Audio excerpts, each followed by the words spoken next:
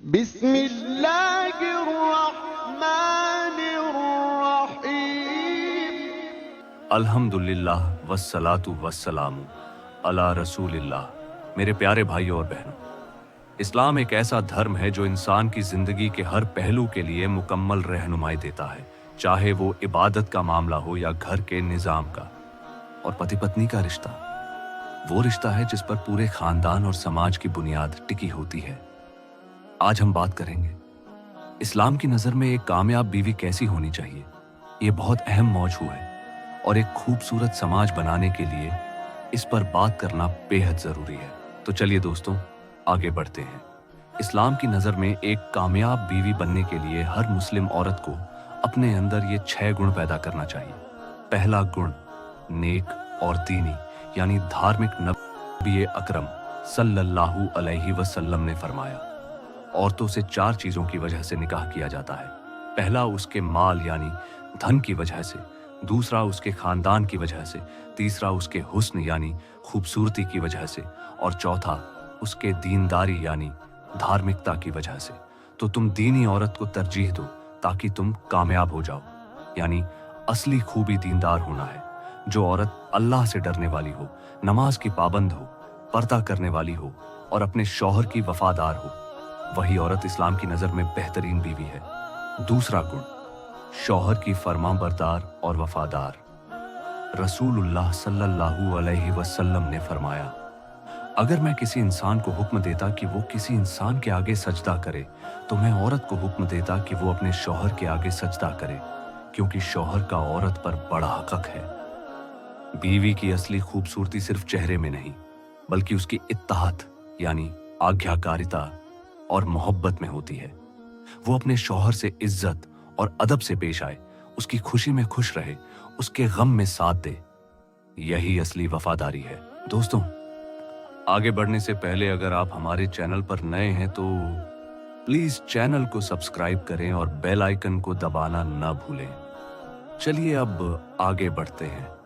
تیسرا گن گھر سنبھالنے والی۔ قرآن میں اللہ تعالیٰ نے فرمایا، نیک عورتیں وہ ہیں جو فرمان بردار ہیں اور شوہر کی غیر موجودگی میں اللہ کے حق کی حفاظت کے ساتھ ساتھ اپنے شوہر کے حق اور عزت کی حفاظت کرتی ہیں۔ اچھی بیوی وہ ہے جو اپنے گھر کو جنت بنا دے، گھر کا ماحول پرسکون رکھے، شوہر کے راج کی حفاظت کرے اور اس کے مال، عزت اور اولاد کی نگرانی کرے۔ چوتھا گن نرم دل، زبان میں مٹھاس اور خوش مزاجی یعنی ہنس مکھ۔ زبان ایک ایسی چیز ہے جس سے انسان دوسرے کے دل میں اپنے لیے محبت بھی پیدا کر سکتا ہے اور نفرت بھی۔ زبان ہی سے گھر میں آگ لگتی ہے اور زبان ہی سے گھر جنت بن جاتا ہے۔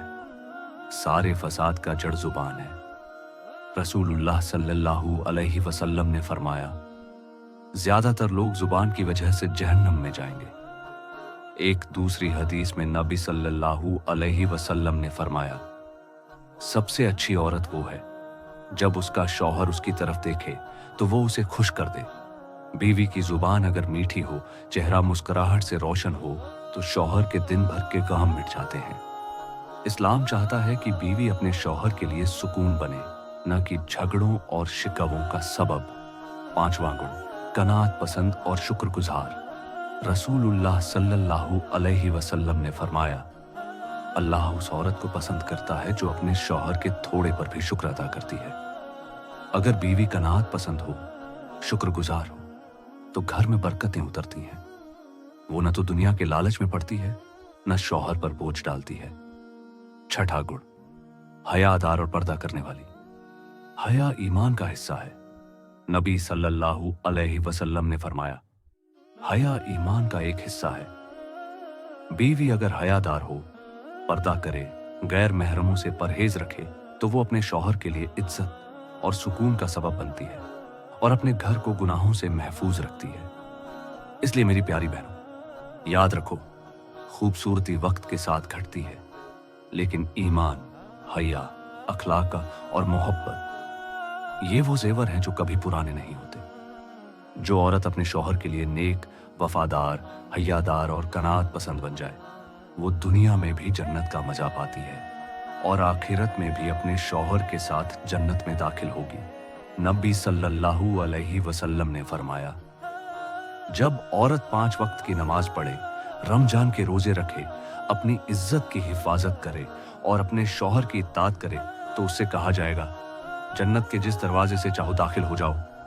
अल्लाह ताला तमाम बीवियों को नेक, फरमाबरदार, हयादार और शौहरों के लिए सुकून ए दिल बनाए और सब घरों में मोहब्बत, रहमत और बरकत अता करे। आमीन या रब्बल आलमीन। अस्सलामु अलैकुम व रहमतुल्लाहि व बरकातुहू।